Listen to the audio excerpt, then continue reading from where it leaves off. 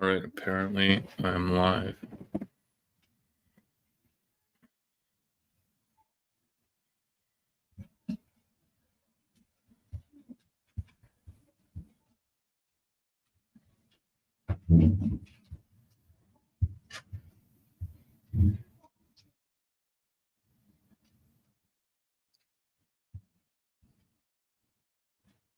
This looks like not much is happening. But that's to be expected because I am super new.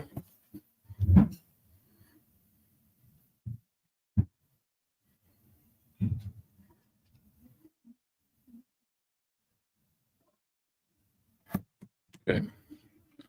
What do I need to do? I'm going to be setting it up like this. Okay. Present. All right.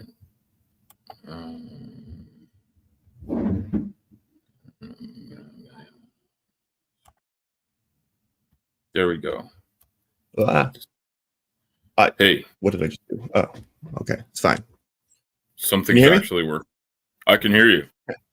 Wonderful. I can hear you. So I have no followers of just about any kind. So I don't know who's going to watch this, but it's live. Cool. Do you have a URL so I can?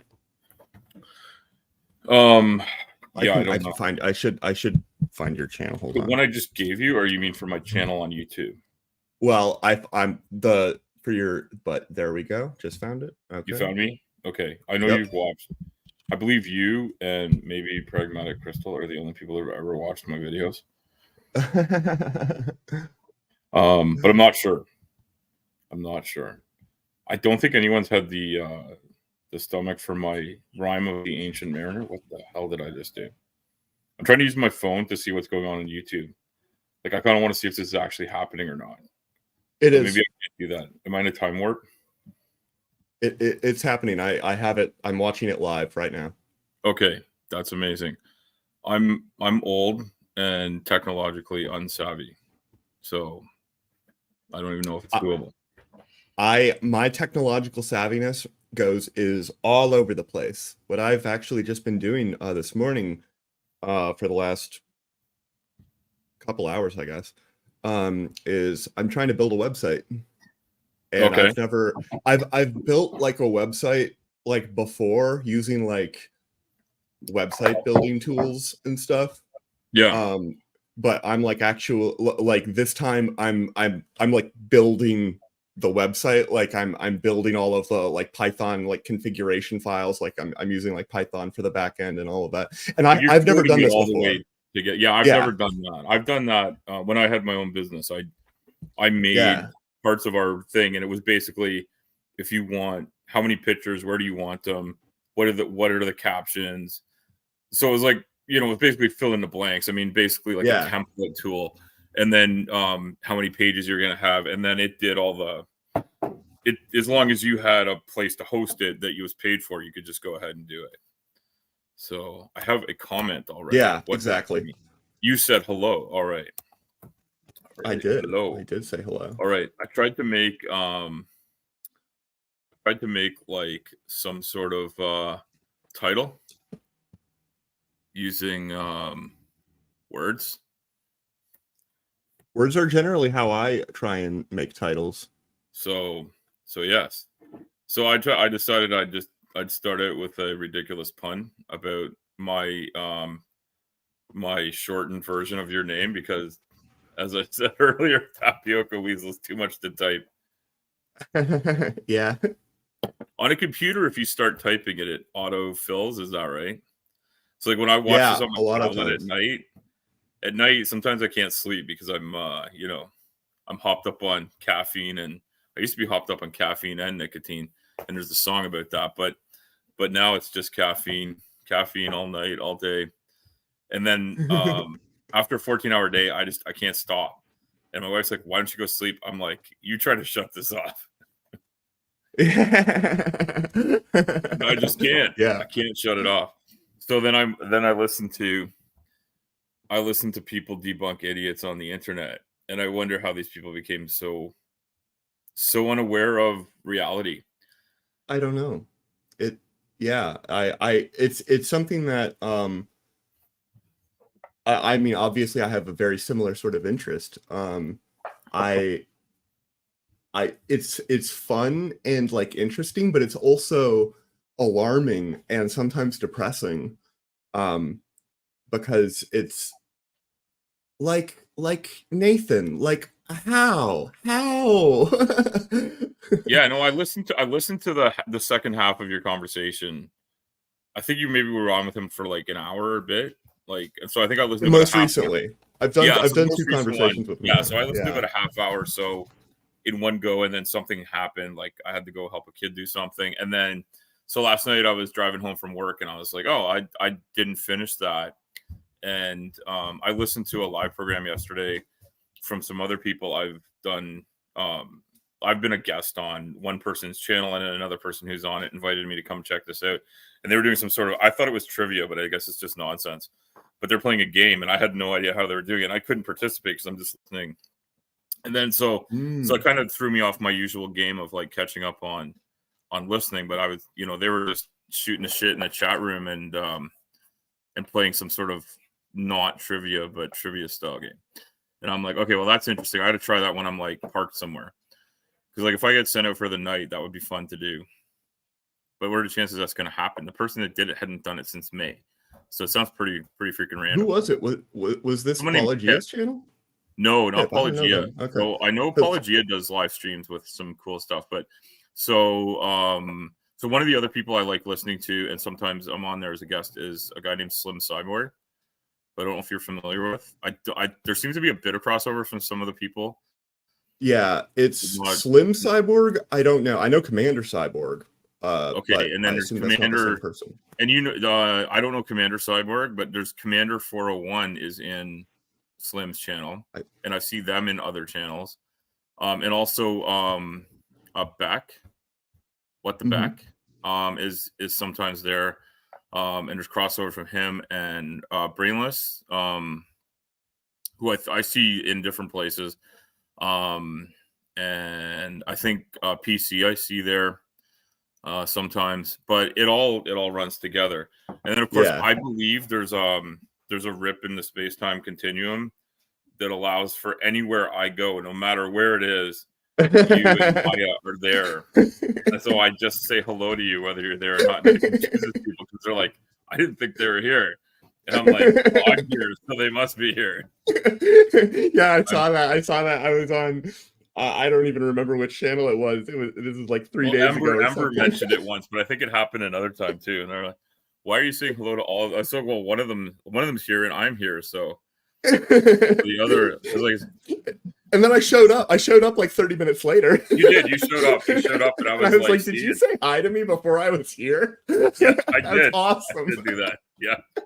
Like, I'm sure you're here. I just know you'll be here. I do the same thing. I do the same thing with Maya. I'll just like, or sometimes I'll even like if I'm trying to find Maya, I'll just I'll go and I'll be like, who's live? And I'll go to any of the usual suspects and I'll just be like, is Maya here? And half the time she just responds with the eyes emoji. Yeah, she's there. She's watching. Yeah. So it's an interesting sort of community because like I'm so old that we were talking about age the other day. So I'm so old that when you would have been a preteen, I was doing chat rooms on something called ICQ. I don't even know what ICQ is. And so there were chat rooms you could go to through their website. ICQ was like this weird sort of messenger thing you could do before smartphones existed, really. So you would do this on computers, and then so there was a way to get in from like the back. You could sort of type your way in. Not a whole lot different than what we're doing. Like as long as you knew the way to get in, you'd be on basically a web-based program that would get you into the chat rooms, and then you could just type in their names and go there directly. But it was a little bit more involved than pointing and clicking. You had to know Gesundheit. Yeah, thank you. Yeah. Did you mute or are you just a really quiet? I muted. Okay. No, I muted. I was like, I sometimes sneeze and like knock out a rib. So Yeah. Oh, yeah. No, I have huge lungs. Like, so I'm a tall guy. I'm six Yeah. foot four, and I have enormous lungs. Um, I actually, so there's a medical condition that can sometimes happen to, and it's most common in tall, slender men between the ages of 15 and 30. So I've aged out of it now, but Okay. you can get spontaneous pneumothorax, which is when your lung just collapses just because it feels like collapsing. Because Holy shit. basically at the top of your lungs get really long and big, and there's the only thing that's supporting your lung is just like the rest of your torso, basically. Mm-hmm. They're not like hanging from anything except for the actual like trachea tubes or whatever. Yeah, they're just hanging off their pipes, the windpipes or whatever, or Yeah. the entry pipes. Yeah. Yeah, and they're just sort of supported by the fact that they're inside your chest cavity and they're, pressed up. But when you get to have like a really long torso, you get weaknesses at the top of your lungs and they can like leak out air and stuff. So I had surgery for that to correct it, where they go in between my ribs and then they like scour the outside of the lung so it like fuses to the chest wall. So then if it leaks, it doesn't collapse all the way. And when they're doing that, they obviously give you this thing to like check your like lung capacity, where you have to like inhale and like keep a ball that's like Yeah, I've levitating. done You have to that. like keep it I've between done the that thing. thing. Yeah. Yeah. And it goes up to 5.5, it goes up to 4.5 liters. And I could max it out and then like keep going for like another 3 seconds. And I was able to do that. And all the nurses were like, wow, I've never seen anybody able to max this thing out before. And I'm like, well, Yeah. one, you're dealing with typically not healthy people. And I mean, I guess I wasn't either, since I just did. But Yeah, but in a different way. They still this huge capacity. Yeah. Exactly. And then, so I woke up after the surgery, and right after lung surgery, I was still able to max it out. It hurt a little bit, but I had a lot of morphine too. So Yeah. Yeah, that can help. That can they help. were stunned. They were like, I didn't even think that was possible.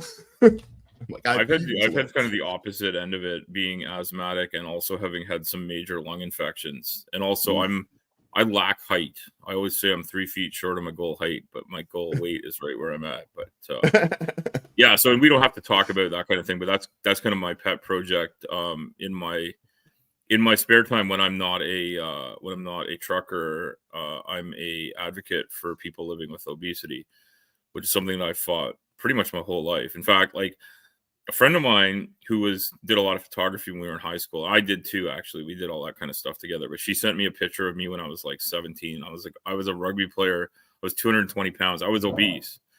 I was even taller then, because like it seems like I've shortened up as I've aged and gained weight. Like my spine has sort of curved in a way that's made me, I think, over an inch shorter than I was in high school. But that's neither here nor there. But the height to weight ratio is what they think about. So, but I've had from having such a large body and moving it around for so long. So once I stopped playing rugby and started working full time, my body started doing weird stuff. And a whole bunch of people in my family have lived with obesity, and it's something I'm dealing with. And so it's something I work on, is advocating, mostly just so that good healthcare is available and people aren't ignored for having something that we get blamed for having the disease, when it's not something that we bring upon ourselves. We may not help ourselves in the best possible way, but lots of people don't. And we do things that other people do and then get blamed for basically being normal and not reacting normally, I think, is the way they sort of put it. So that's something I do. So I may do more content on that. And if people watch this and they want to see that, let me know, and I'll do that. And I have a number of people I'm working with to put that together. So, but I've been to the hospital a whole bunch of times for heart and lung issues. Yeah, so I've had that little thing to see how much you can suck in and how much you can blow out. And I think they're surprised on the other end, like, how can you have lungs and not be able to move this thing? And I think like a few years ago, I got pneumonia and I was hospitalized for like a week. And I was choking up blood. Like I was choking on something. I thought it was just like phlegm. Like I thought I just had a really bad cold, but then I started spitting up blood all over the place, and I was having trouble breathing. I literally drove when I was in construction at the time, but I drove my sort of my work truck and trailer to the hospital, parked as well as I could in a spot, and crawled to the emergency room.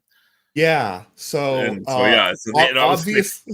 obviously, in retrospect, you probably realize you should have gotten there differently. Well, I should have. Like, I actually probably drove 2.5 hours like that, trying to get to a hospital close to home. That's mostly because we had young children, and I was like, I didn't want my wife to have to like come and get me or find me somewhere far away, because I think I was working. I did a lot of working out of town, so I think when this came on, I was probably 3.5, 4 hours away. And then, like, by the time I realized hospital was the next step, it was like I was partway there. And I was just like, I'll try to get as close to home as I can, and then go. And I got to hospital less than a half an hour from home. So yeah. But yeah, so I've been through that, and yeah, lungs, heart and lungs are pretty important. You can live for a short time without other things. I've been in kidney failure. And I've talked to Beck about that, because they've been through that too. They lost a kid. I was born with one kidney. They lost a kidney. It's amazing how different people's bodies are and the different things that they go through. And I promised there'd be nothing but tangents, right? Story of my life. So here's my first tangent. I think about stuff like this all the time, and you and I've had some quick sort of by text conversations. So I think about like everything we're made of, and I know you're a physicist, and I don't want to give you the wrong title, but you work with atoms. So you're a physicist specializing in is that quantum physics? Is that what we call it? Like stuff at the very micro level, or so it is certainly a branch of quantum physics. Quantum physics just refers to all of the sorts of physics that involve quantum mechanics, or generally quantum mechanics, quantum field theory also, I guess.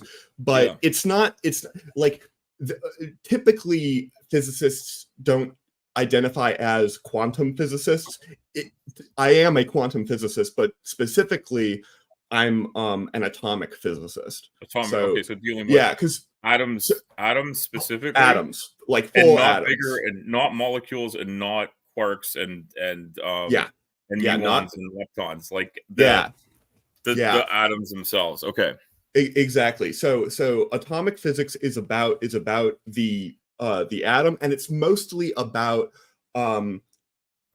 the electrons around the atom, and the like energy levels of the atom, which are affected by things going on in the nucleus, but you're not doing full nuclear physics. Like, so the nucleus will have spin and charge and stuff, and that can do things like split energy levels, because you could have the spin of the nucleus be aligned or anti-aligned with the spin of the electron. But you sort of just look at the nucleus just as a kind of a big, like a black box that has spin and charge mostly. And and then you're thinking basically about how the electrons behave, like kind of around the atom, but you think of it as a sort of whole unit. So I sometimes think about how electrons are sort of moving, and it becomes, complicated, because the electron, you're taught in high school this model, the Bohr model of the electron, where they're all sort of going around, and there's a lot of useful intuition there, but it's a delocalized wave function. The electron is a wave function that's moving around and obeying the Schrödinger equation. And so that's how it is. And it's not also, I'm not dealing with muons, or like muons, and that would be more like particle physics stuff.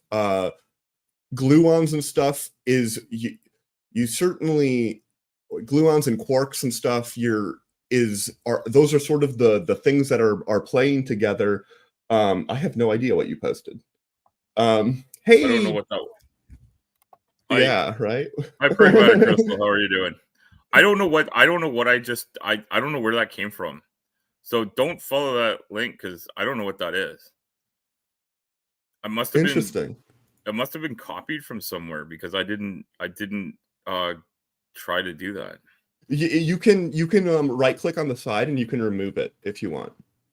Okay. Not right click, just regular click on the little dots on the side. And then I go to this. Yeah. It says put user in timeout or ban user, and I don't want to do that.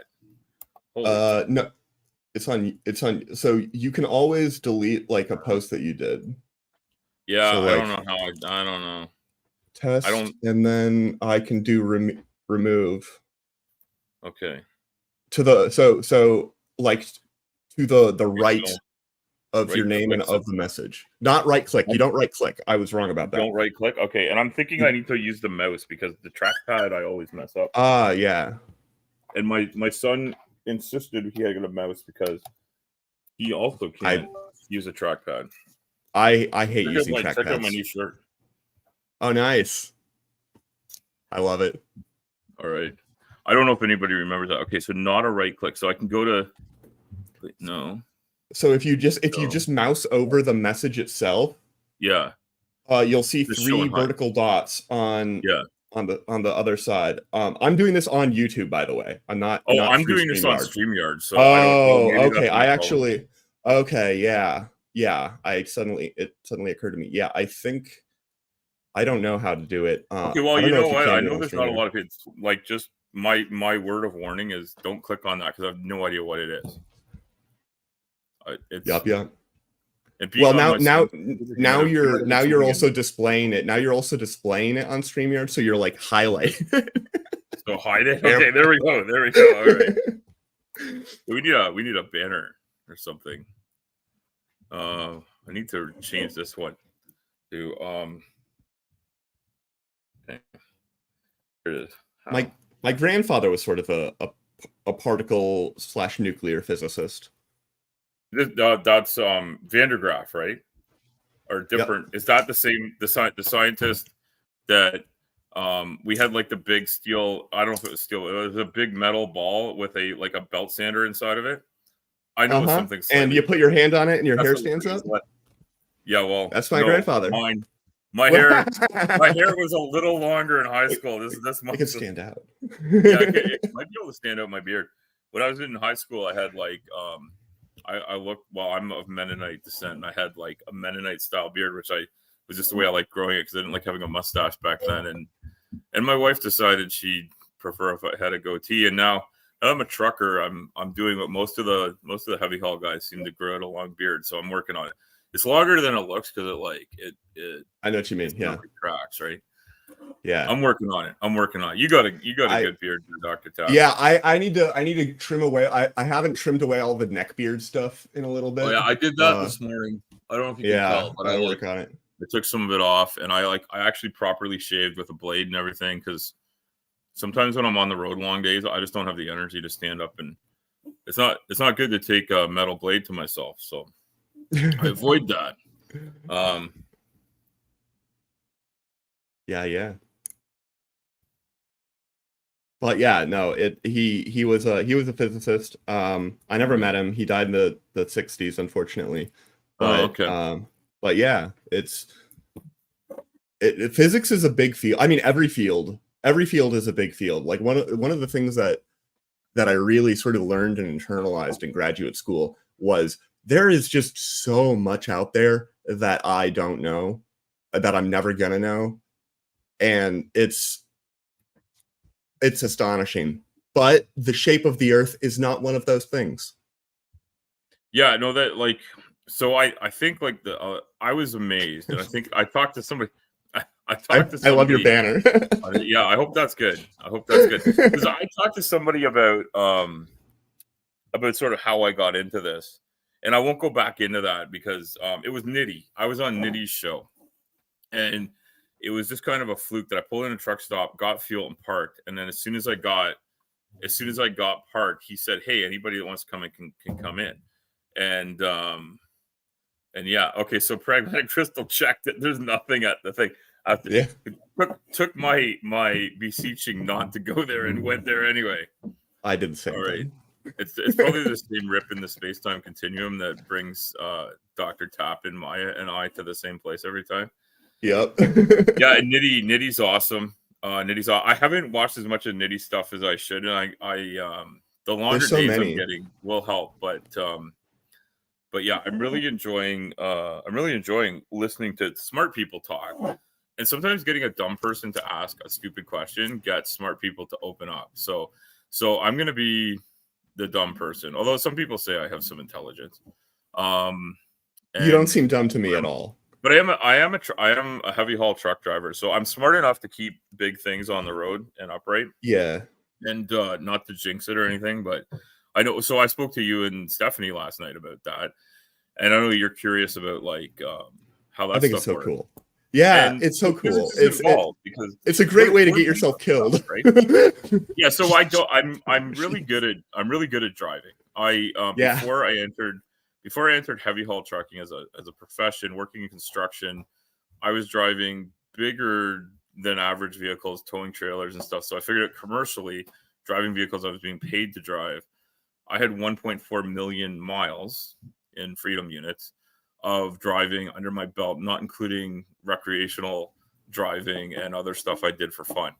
So I'd spent a lot of time on the road as a constructor and a builder, and I called myself a constructionologist because I actually understood a lot of the science behind construction, because that's what I studied, that's what I did, that's how I lived my life, is working with materials and the earth we live on. And so I have two sort of things I came up with as a constructionologist, and one is that there's only 3 types of tools, and people will argue with me on this, and I usually can put one of their tools, whatever they suggest as a tool that doesn't fit this, I'll put into a category and explain why. I want to try and anticipate where you're going. There's only 3 types of tools. Are you? Yeah, okay. Are you going like a conceptual route, like it's for this purpose, or are you going like a simple machine route and you got I'm going very simple. It either does this, or it does one of 3 things. It lifts things, it pushes things, or it connects things. I don't know. Okay, so connects is one of the ones I came up with. Okay, so I say that there are striking tools. So it hits something. It changes the position of something. Okay. There are fastening tools, which is connections, and there are cutting tools, changing the dimensions or the size, shape. Okay. Yeah. And so I say that because, so someone will say, "Well, what's a tape measure?" I'll say, "Well, that's giving you a place to do one of those 3 things." Okay, I see where they're coming from, because it's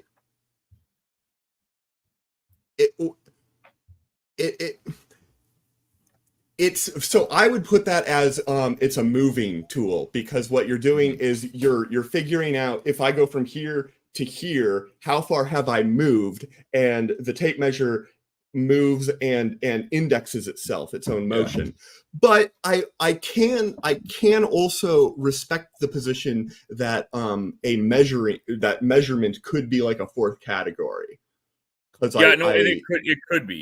It could be, and then in construction it's a lot easier to say that they're only doing these things, right? So I'll say like an excavator is a cutting tool. And if you put a hammer on it, it's a striking tool. Yeah. All right. And then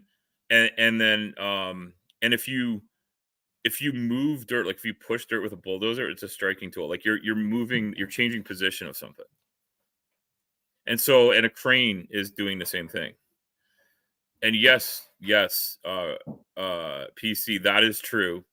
And then so one of the people who I would assume we all probably watch at some point is MC Toon, who does flat Earth debunking. And one of the things he often points out, and he's quite right about, is that the error bars, the margin of error that you have in any given measurement or whatever, is important, and that's something that's universally misunderstood by flurfs.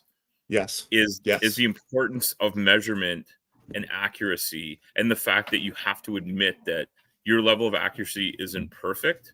Yes. And so someone who's laid out like full buildings from scratch, and I usually get someone else to do it, but I make sure they're using the right methods. I always know that a geodetic survey is taken from actual measurements of the earth, knowing that the earth is curved. And most of the stuff I've ever worked on is too small to find it to be overly perceptible. But the like it has been brought up by so many people, and I'm like, how could you not realize? Like when you look at so one of the things you do with a laser level, for instance, these guys bring it up all the time, and I've worked with them thousands of times. This does not help their point. They're just wrong about this. No, and they don't realize. So when you take and I've done this with like a tape measure just to like double check something, but usually what we use is a stick that's marked. There's a graduated stick marked out, right? So we take that, we hold it up, and we have a laser catcher because in daylight it's almost impossible to see it, and we wait for the beeps to stop. So to give you like one beep without much will tell you like the thing detects the lasers on. Fast beeps will give you you're getting close, and you move this thing up and down by hand and with like a little wheel, and then the beeps will get faster and faster, and then it'll stop and just be a steady, strong beep.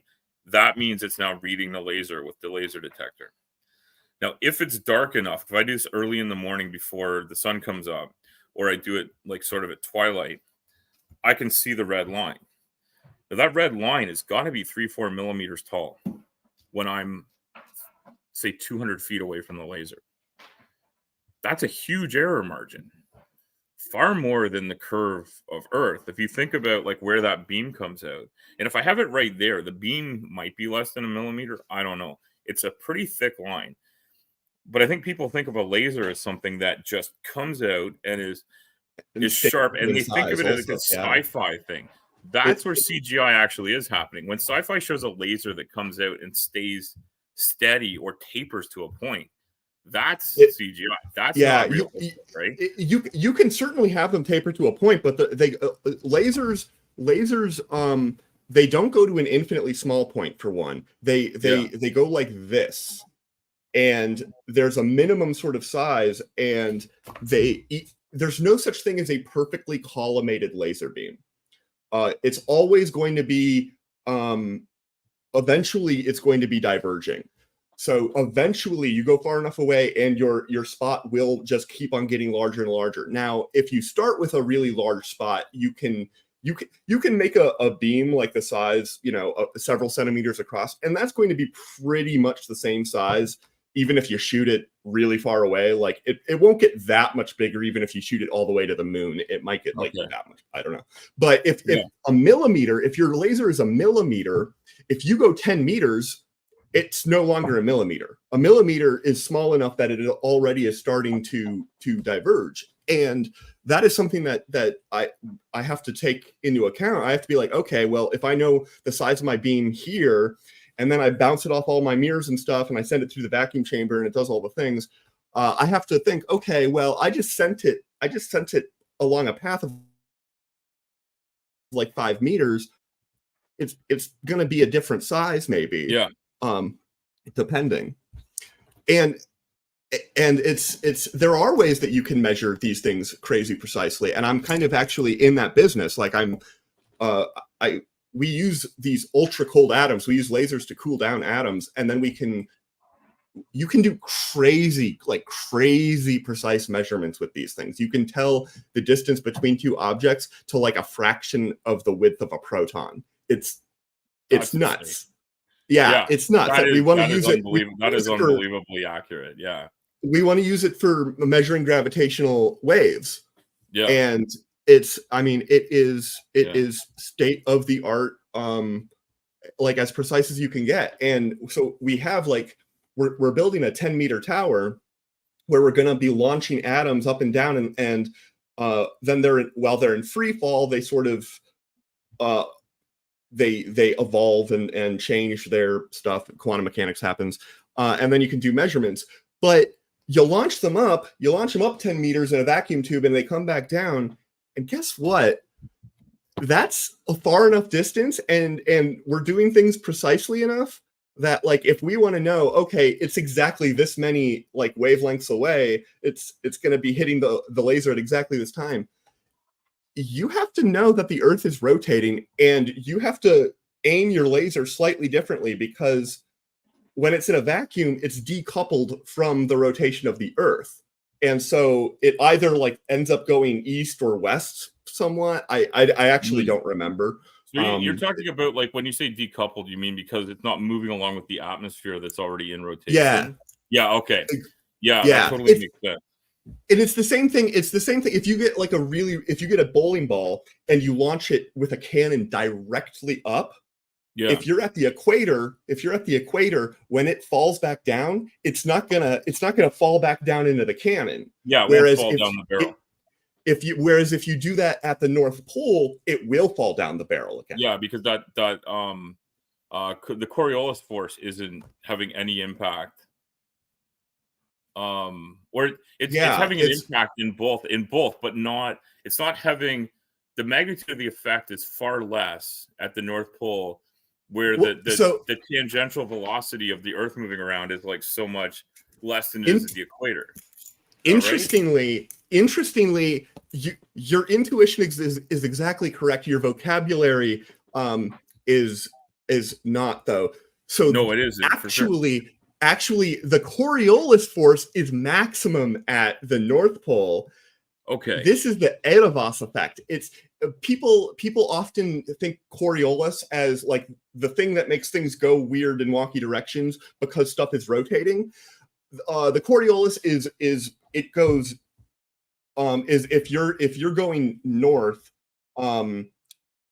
if you're going north and you're not at like the equator, then or you just keep going north, you're going to start deviating one way or the other depending on and you're going to deviate to the right. I think I'm a physicist and I get these things confused. North, the Earth is coming this way. Yeah. So if you kept going, the Earth would keep coming. So you'd end up going the other way. But so if you start at the equator, you inherit that momentum is the way I'm thinking about it. Okay, so the conservation momentum keeps you. Yeah, and therefore when you go up, suddenly now if you go up to the same like the latitude that you're at, you still have all of that momentum, and so you're going to be going east faster because you started out with this 1,000 mile an hour in freedom units. Tangential velocity, and so once you get up, you still have that, and you're going faster than the stuff around you. And this is why hurricanes spin in a certain direction, because the air, as it moves up, it's moving this way, and the air moving down is moving this other way, and they sort of catch, and then they end up actually spinning in the other direction. yeah. So it actually because of the way they catch on each other. Yeah, in parts of motion, and then they don't. And they almost never cross the equator because it can't counter like the spin. There's of these hurricanes. A spin. It cannot. Yeah, it's been imparted by the Coriolis, and then once it's spinning that way, it can't. It's very unlikely to. I know they have done a few times, but they tend not to cross the equator because they can't. That rotation doesn't want to cross that boundary somehow. But I don't understand how that works. I do understand that. I don't. It's all very. Yeah, it's very angular momentum is a tricky thing, and let me tell you, it gets way trickier in quantum mechanics. But it's a tricky thing. Rotations are non-commutative. You can't rotate something in this direction and then rotate it in this direction and then rotate it in this direction and get the same as if you rotated it in this direction, rotated it in this direction, and rotated it in this direction. They're not the same thing. You do them in a different order, you end up going into a different position. But what you were describing, the other effect that goes on with the Earth's rotation this is one of my favorite ones, is the Edavos effect. The Edavos effect is what happens if you're at the equator and you fire a bullet east. That bullet is going to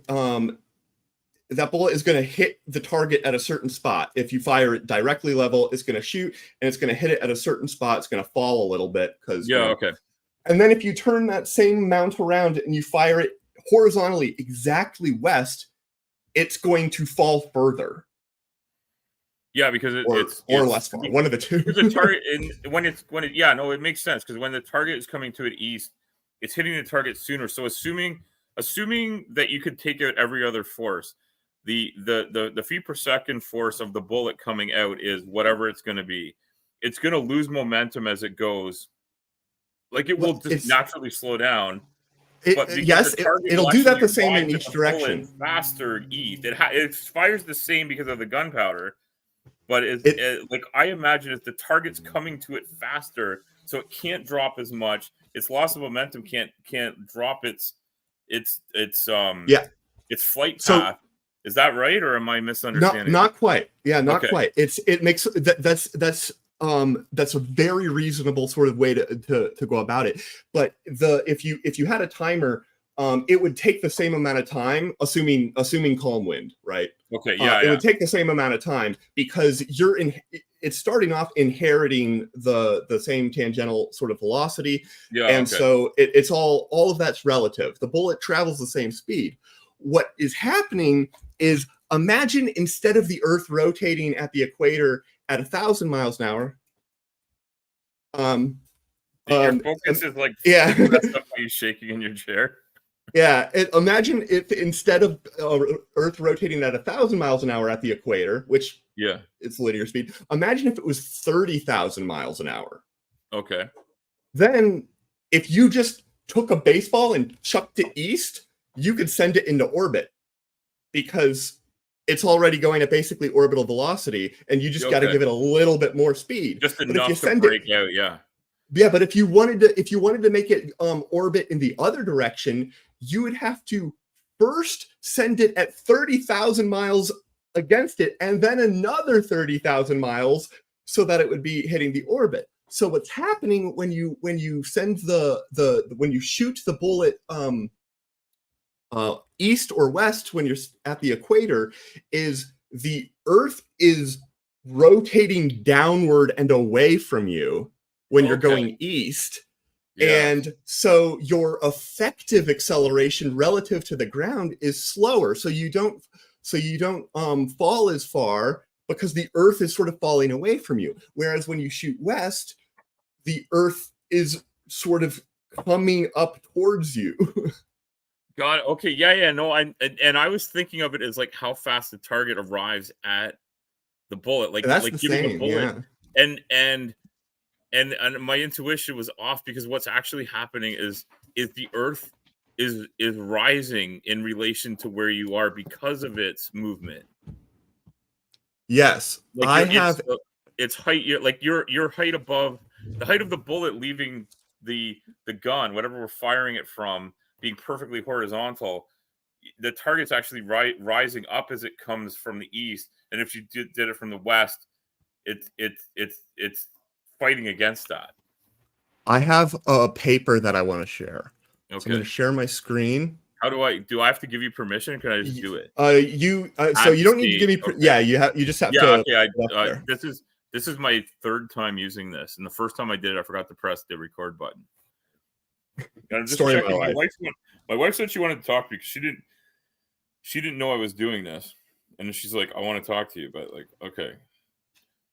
But she said I want to discuss, which implies that more than a 5-second chat. So she hasn't said I need to leave and do that. So she can let me know if she wants me to. Anyway, absolute airborne gravimetry with a cold atom sensor. So is this? I know you work with cold atoms. Is this something you've worked on directly? This is not my work. This is, but it uses all of the same sort of technologies that I use, except in an airplane. Okay. So what they did was this is here they have a sort of diagram of an atom interferometer. You don't need to know the details about how this works, other than it's the thing that lets you do crazy precise measurements of, in this case, acceleration, how fast the things are accelerating downward, which is a measurement of gravity, because that's why things accelerate downward. So that's what graviometry is it's basically measuring the local gravitational acceleration. and they have a thing, and they have the thing about how they calibrate it and all that stuff. And then this is some calculations about the Edevos effect and about how, okay, if you're at a certain latitude and you're going in a certain velocity, then the measurement that you're going to get, how fast something falls, is going to be affected. Because if you were going around the equator at 35,000 miles an hour, it would barely fall at all because you're basically in orbit. Okay. But if you're at the North Pole and you're at rest, it's going to be slightly different than if you're at the equator at rest. And also because the Earth is slightly oblate. Yeah. So you're further away from the center when you're at the equator, and you have these the sort of centrifugal or centripetal effect that because you're spinning. So at the pole, things will be more, and then also there's just local, like the Earth is also kind of bumpy.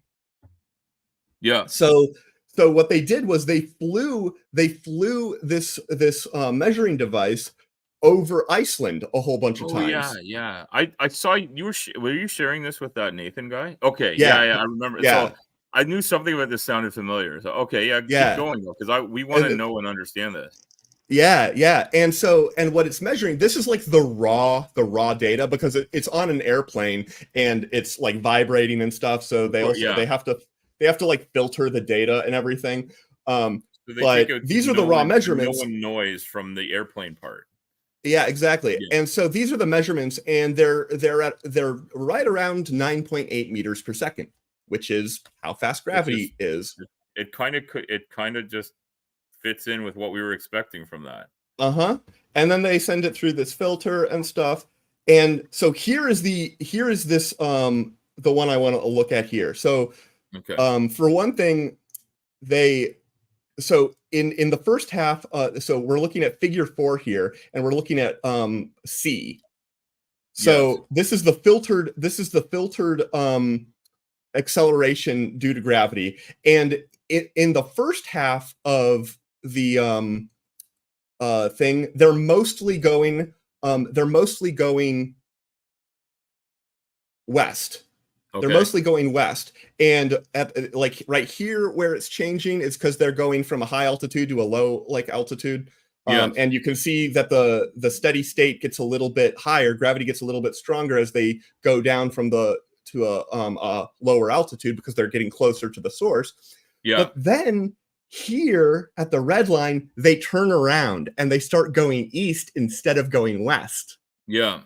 And suddenly gravity gets weaker because they're going in the opposite direction. Yeah, and now they're rotating with the Earth as opposed to rotating sort of more slowly than the Earth. So they get that extra contribution. If the Earth did not rotate, this would not change. That drop would not happen at all. Yeah. No, that's and you see, like, I don't want to add in something that's not there, but it looks to me like it's not a perfect mirror image, but they see similar ups and downs as they hit what I assume is the topography going the opposite direction. Like they travel a similar distance back, hit that same topography, and that's what the last line is. Gravity again.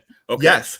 That's what the last line is. Is it's sort of the deviation. So what they're doing is they're subtracting all of the effects that are from things other than the fact that you're going over a mountain. So that's why when they turn around here, they go over a mountain, the one that they just came over, and this plot here is roughly symmetric about that line. Yeah. They also, if you folded it over, you'd see that. Right. And here it's folded over. Yeah. Okay. So they did fold it over. I was like, I want to see them like take this, take it like I don't know if you like back when you were born, I was watching teachers put things on overhead so they'd actually write on with marker. Yeah, they still did that. They still did that. Okay. That started to get.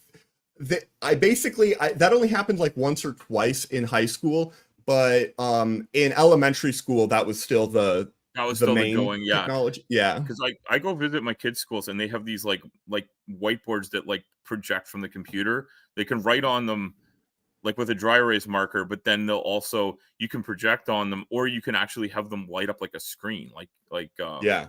like they There's a play whole ton stuff. of things. Like Yeah. it's amazing.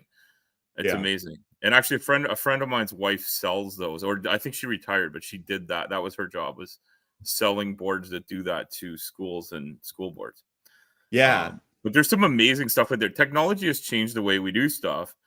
And so It's what I was amazing. thinking when you were explaining about like the filtering out, I'm like, can you imagine having like something else I remember from my childhood is when stuff would get so when like fish finders were done with paper and a needle, and so it still used like a sonar, but it actually had like a little pen with like an ink, and it would bounce up and down to show the topography, and if it hit something that it thought was like midway, like a fish, it was programmed to shake a certain amount to make that mark up above.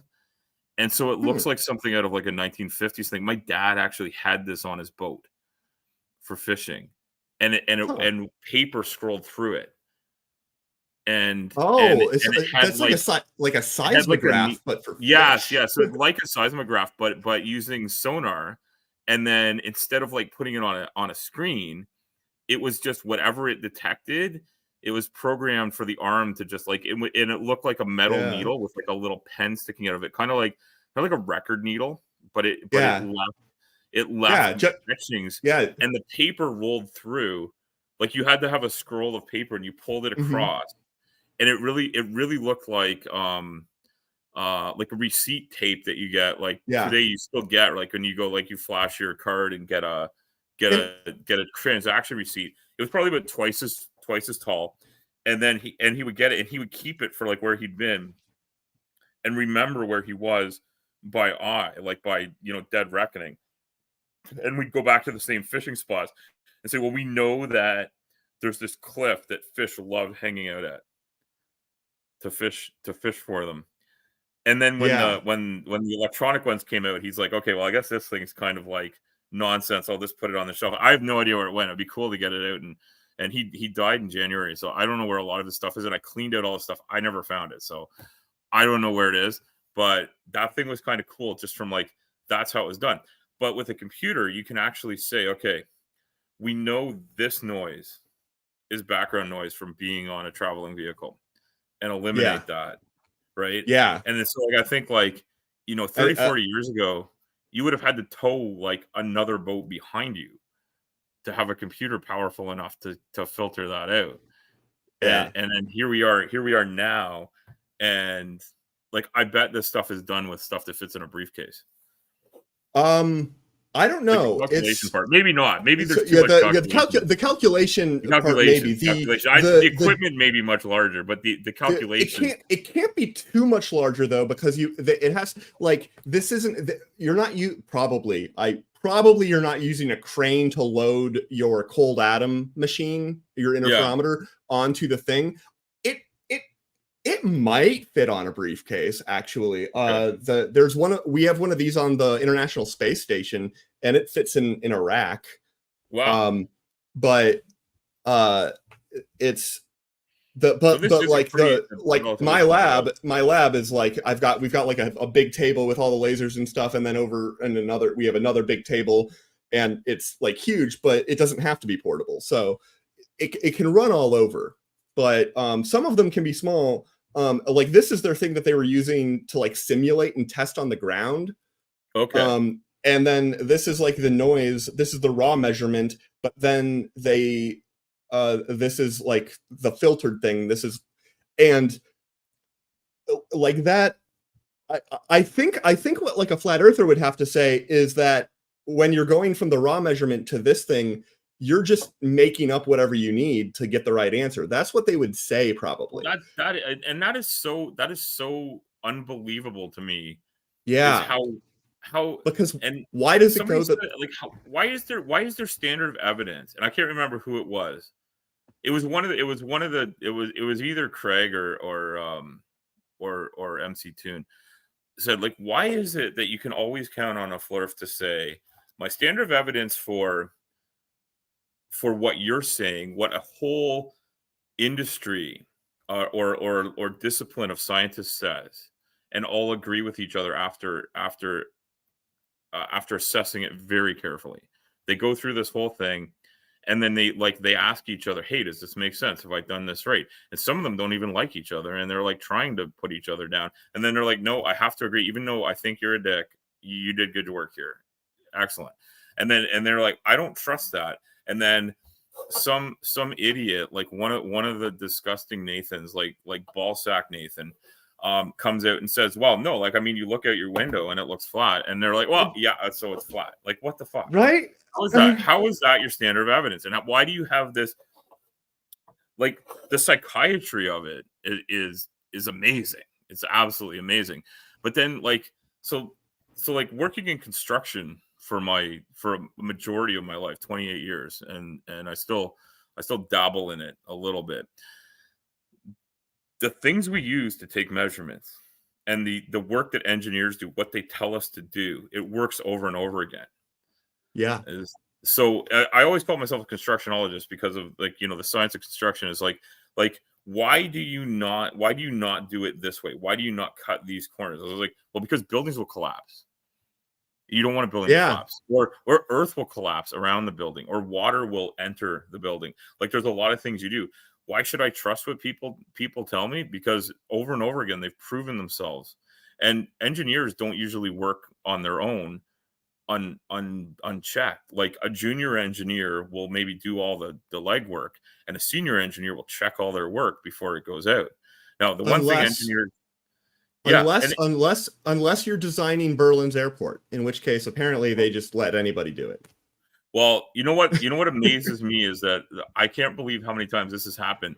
I'll have one engineering company does what they call the mechanical electrical. There's an electrical engineer sitting at one desk. Across the room, there's a mechanical engineer, and they both decide that a piece of ductwork and a wire or a sprinkler pipe can occupy the exact same space at the same time. Apparently, they don't teach that in engineering school. Yeah. But except for, at the quantum level, I think we even say that particles can't occupy the same space at the same time. Well, that depends, actually. But it does get trippy, and maybe that's another tangent we should go on here. My advisor in grad school, Eric Cornell, he won the Nobel Prize in 2001 for being one of the first people to, and their lab actually was the first, to observe Bose-Einstein condensation, which is a phenomena where all of the particles can, if they're bosons and they're cold enough, all of the particles, all of the atoms of rubidium in that case, will be in the same quantum state, which means they are in the same place at the same time, moving the same direction. They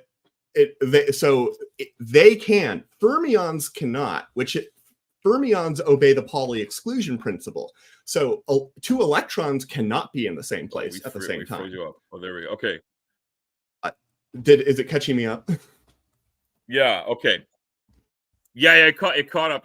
We got the Pauli exclusion principle got extended out for a second and a half, but but not to be confused with Pauly Shore's exclusion principle. But it can do that.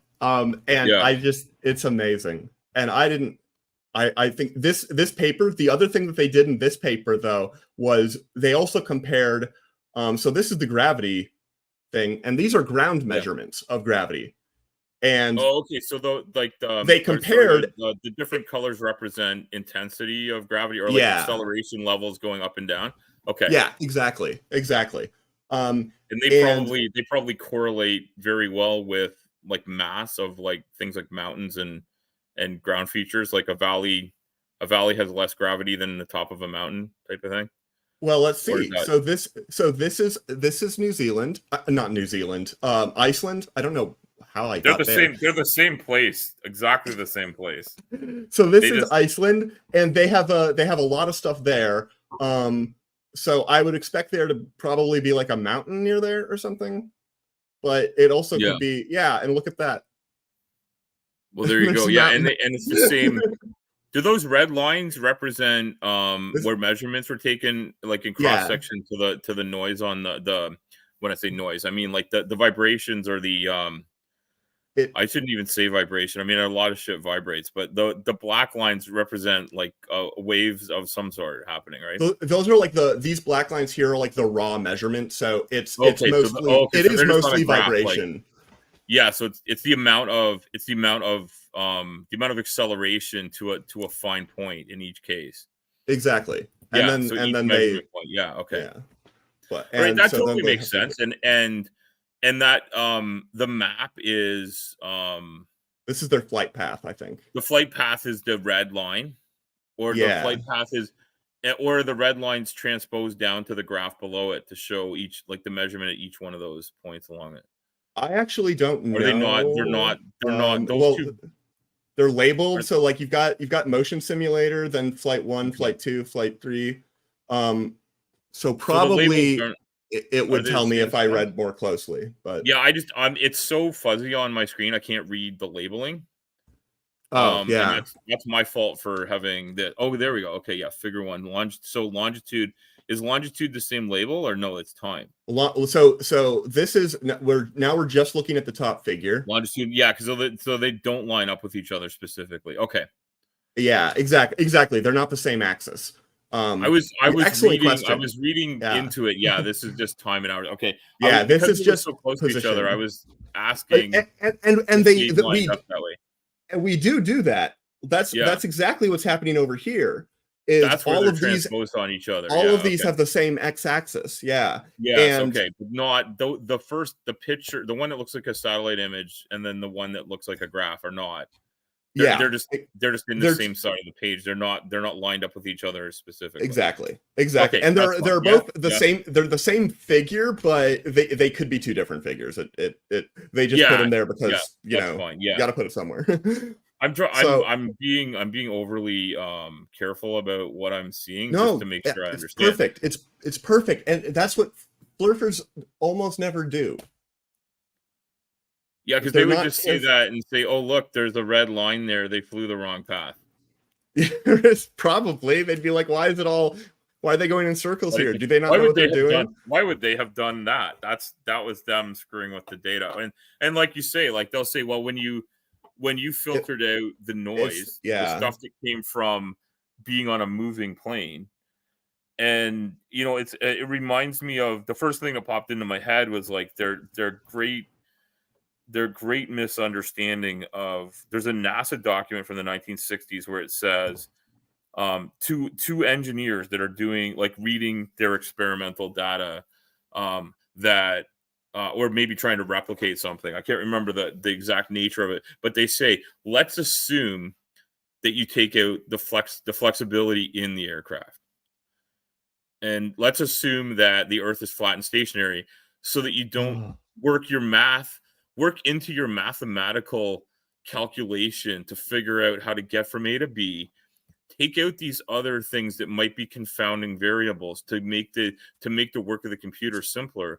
Yeah. And people don't realize that, like, back then, they would have been feeding paper cards into a computer to calculate this stuff.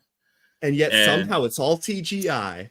Yeah, CGI. Like, holy shit. Like when you were, and I don't mean to talk about how much older I am than you, but like when you were like a little kid, I had this Mac computer and I got this thing, and you can probably explain to me what this really means, because my mathematics is really crappy, and I'm thinking about trying to like relearn stuff that I somehow couldn't get in my brain in high school, like calculus, like higher level calculus and stuff. I started glazing over somehow, and also I had to work and play rugby, so I fucked up. But it was a fractal image generator. Wow. And if I turned it on at 6 o'clock in the morning on my little computer that had a massive 40 megabyte hard drive, and I think eight megabytes of RAM after I expanded it to its full capacity, and the standard graphics card, 9 hours later, the ball was still spinning, and like maybe a quarter of the screen was filled with the image it was making. Yeah. And compare that to like live 4K motion video of, you know, ladies on the internet shaking their goodies for money, and how quickly that happens and in what massive quantities it happens. Yep.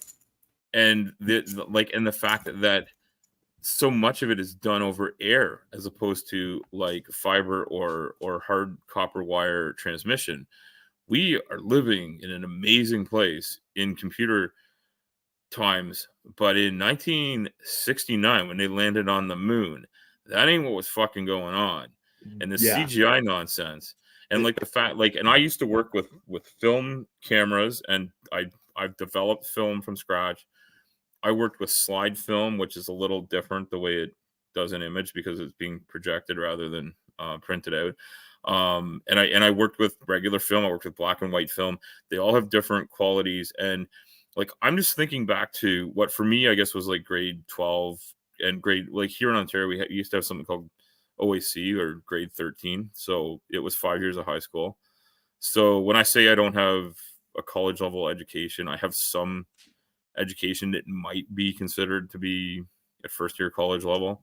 And I took a couple of courses at university and I didn't flunk out. I just ran out of time because I was running a business. And so my education is really minimal, but the stuff they don't understand was really basic. Like, I think grade 12 level physics, maybe grade 11 classes, things like refraction, like how light works and how sound works. And that was one of the things I definitely want to talk to you about. It may not fit into today's conversation, but one of the things that I think about is how you look at like an oscilloscope and you work your way through things like, how does a sound wave work? How does sound travel? And the fact that sound won't travel through a vacuum or a near vacuum, which there's not enough matter in as close as we can get to a vacuum to propagate a sound wave. Yet a photon, like a light, can travel through it no problem. But there's so many things that are very similar. So when we talk about refraction, light's affected by refraction, but you could also refract sound. And one of the things they explained, and something that I'm very familiar with because of the work that I do, is how they even show us about, like, one of the basic lessons is, like, think about a car traveling on asphalt that suddenly hits a dirt road, or it goes on the shoulder of the road is better, and how like it pulls your vehicle to, like, if you pull onto a shoulder at some speed, your vehicle, especially a small vehicle, will pull really hard to the right. My mom totaled a car recently when that happened. Doing that, okay, and for people that drive on the right side of the car, left side of the road, your shoulder would be on the other side, but you'd feel the exact effect the other way. And I often feel that driving, even with a transport truck driving in Southern Ontario, we get big snow drifts. And so I'll be driving along and all of a sudden there's like 2 feet of snow on one side of the road and I can't drift off the road. So I slow down and I hold the wheel really tight because I know, like, as soon as I hit that additional drag. And so that's the same thing that happens to light as it moves through. And yes, pragmatic Crystal, I hope Dr. Taft's mom is She's okay. Fine. She's totally fine. Yeah, she's totally fine. Yeah, yeah. It was a rental car too. So. Oh well, that's even better because our family dealt with having a car totaled that shouldn't have been, and you know, it is what it is. We have a new car though, but yeah, it's amazing to me that these things make perfect sense to me and my, you know, sort of really basic education. And like all the work you do with optics in high school should teach you everything you need to know about this. And this was another thing I saw a Flurf arguing with somebody about how, like, what is, like, exactly what conditions are needed to get some kind of calculation to make refraction work, because they think it's something that's just easy. Yeah. And it's not.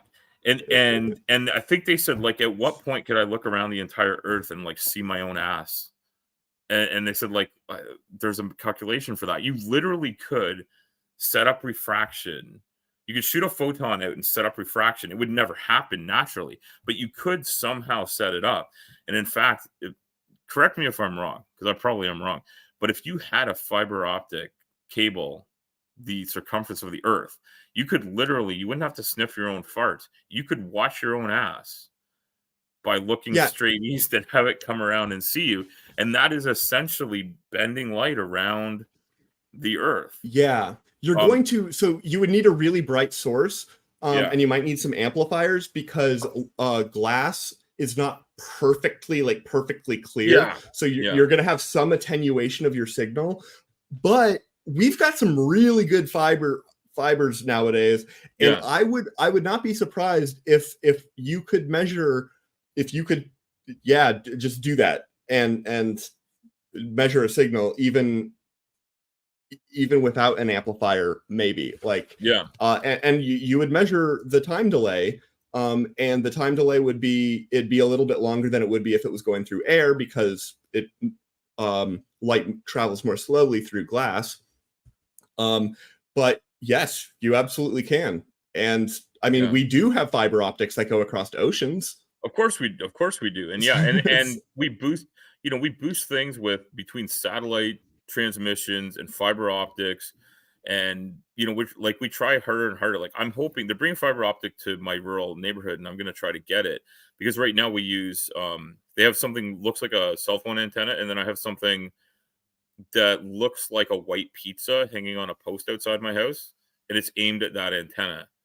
And so I think there's fiber to the antenna from somewhere up the road, but I have to get that over air. So if I get a storm, particularly like a snowstorm or like a really bad windstorm where the dish shakes, my internet gets crazy, and I can't do stuff like this. And in fact, any problems we're having with connection is almost definitely the fact that I'm using that system here. And the thing where I cut out, I actually do that's the thing that I have noticed pretty reliably. I cut out for like a second and a half, like every minute or so, and then it sort of like it compresses it and speeds it up, and then you catch up and drags it in. But it happens. It sounded like Polly was like a really long really long word. You said it. You actually sounded like Polly Shore, like Polly. It even happens on Bad Science Sunday often. Okay. So. I love that show. I always call it the wrong thing. We didn't decide a name for it until like episode 14 or something. Yeah, it's Bad Science. Bad Science Sunday is a lot shorter, because I call it like horrible misunderstanding of science idiot show. And and then usually ask debunked by people that aren't idiots. And it's I love the stuff you guys get into. Sometimes it's so weird, but I sent you I sent you that link to that YouTube video this morning from that kids show that was on when I was a kid. So that show's from like 1979, and that is a super weird show. I haven't actually seen that. I haven't actually watched it yet. But... No, you need to watch that. There's actually, as wrong as everything in that show is, I think it's closer to reality than any Flurf has ever come up with. Yeah. I started watching it. It's like, I don't even know if I've seen this, but it sounds like they're going to repair a rainbow with diamonds. And I'm thinking, okay, that's wrong. I mean, this guy travels by pogo stick and talks to the cosmic cat. So, I mean, like, we're talking about a pretty trippy show. But the idea that you could remake use a crystal, like a carbon crystal made of diamond, could actually split light into a rainbow. Yeah, and I was thinking, okay, it totally does. That's why diamond jewelry is brilliant and pretty. Yeah, because it scatters the light, and and you can see split. You can see split. Like, you can sometimes see split wavelengths, right? Like, you can see different colors come out of a diamond if it's cut right. Exactly. And that's why people talk about like the cut being so important, because you could just industrial diamonds. I mean, like, I don't know how many times I've used industrial diamonds to cut through stuff. And they're usually like just glued onto a piece of metal to cut something, whether it's a circular hole or a saw blade or a chainsaw type blade to cut through concrete and asphalt, stuff like that. Even steel we cut sometimes with diamonds. So yeah, no, like, this stuff it's pretty damn cool. And I think to myself, okay, like, I mean, I'm assuming these guys went to a high school. maybe they did, like, maybe that's where a lot of this comes from. But like, you go to high school, you learn, like, you actually hold prisms, you shoot light through them, you measure light, like, you actually like draw it on a piece of paper and you measure what's happening, and you can see how light is slowed down by like a plastic prism, and understand it, light is already in air. And then, so I think about it, and this is again where my, like, maybe my intuitions and my terminology would totally screwed up, because I think about a lot of things in kind of a weird way. So like, I try to put myself in the situation that I'm in, and then I try to like think of myself, and this is going to sound total woo and weird, but I try to think of myself flying up into space and then looking down at where I was and getting a broad view of what's happening. And so when I think of the atmosphere, I think of like a pretty thick eggshell sitting, like a transparent thick eggshell sitting on the surface of the earth. Pragmatic crystal. Has Roger given you like, you have your mortarboard and get to shake his hand while you walked across the stage? Feather. So, and I mean, Dr. Tap, I hope, like, another tangent here, but I hope I can get you to come and do the 6-hour live stream debunking Vishanti's video on her channel about her wild claims. And I'm just trying to find a feather long enough to point at, and I'm gonna need a second computer to like point at, rather than properly share my screen with like a cursor or something. But I'm thinking, like, I don't know what feather I should get, but definitely from a dinosaur.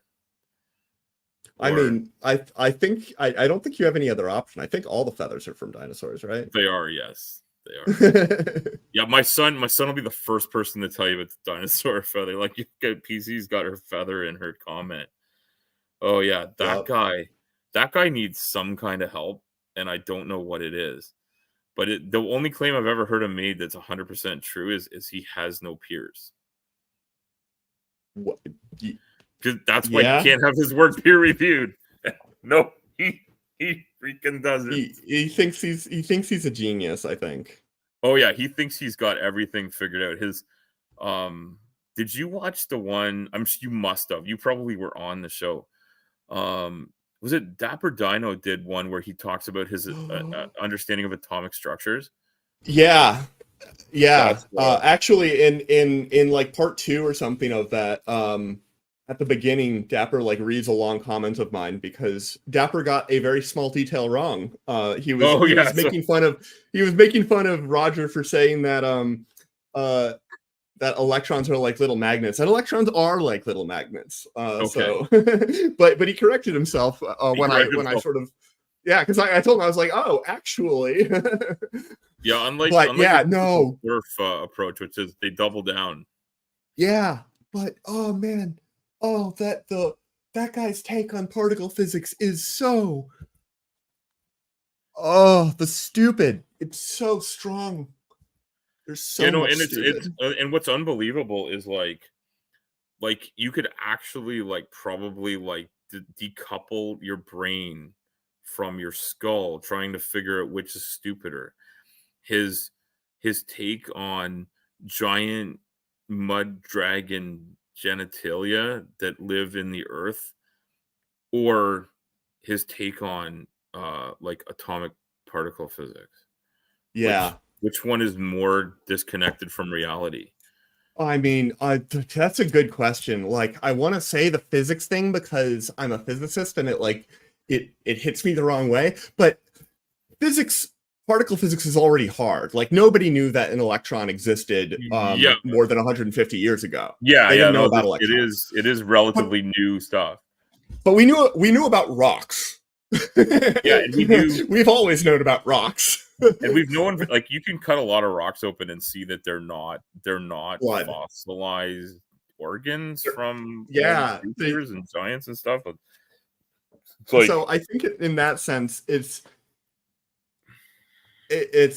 think the rock stuff is his worst, because it's just like, where are you getting this? This is just straight up fantasy. Whereas the science stuff is out of his ass, word salad. Yeah, everywhere. He's pulled it out of his ass, and then he's like holding it up and saying, "Look how shiny it is." And that is wild. Just it is the whole thing.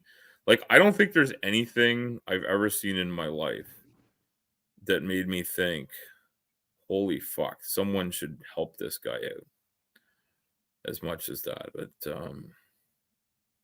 yep. he's Anyway, interesting. it's coming up on noon my time. Yes, and you've got to go. You've got to go be. Are you being on a show, or you just need to watch a show? I'm not being on a show. I sort of. I also am gonna be listening to a show, and I need to clean up my place because my place is a mess. All right, and I gotta go. I gotta go have a discussion with my wife, which hopefully isn't a bad one. It's probably gonna be about. Don't go on the internet and say stupid shit. And I'm like, I've only said 3 stupid things that I know of.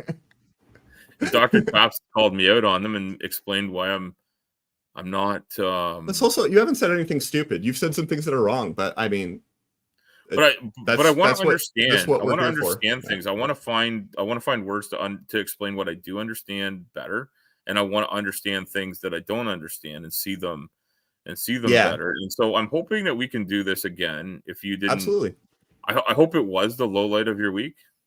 I enjoy these conversations. But I love these. I love talking about stuff. You can tell because when I get really excited and I move around, and it's pretty obvious when I'm enjoying myself. Okay, so the next time we get this to happen, and I don't know when that will be, but we'll chat.